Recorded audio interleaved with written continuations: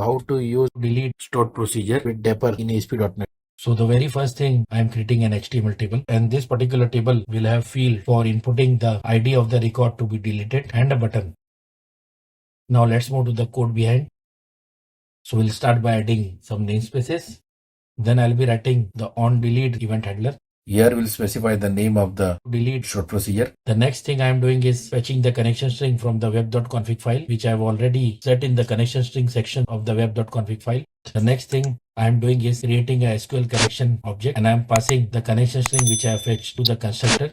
After that, inside the using block, I am passing the customer ID received in the text box to an integer value and setting it into a variable. Then I am calling the execute function of the Dapper library. In the very next line, I am checking the value of the rows affected variable. If it is greater than 0, then I am displaying a successful message. And if it is equal to 0, then I am displaying a failure message. For displaying the alert message box, I am making use of register status script function. Now again, I am moving to the ASPX page. I'll be now assigning the on-click event handler to the button. So with this, our programming part is complete. Now we can run our project and see it in action. As you can see, the text box and the button is now being displayed, and you can see right now there are 4 records in the database table. So I'll be deleting the record number 4. As you can see, I have received a success message. The record with the customer ID 4 has been deleted. So with this, we come to an end. That's it.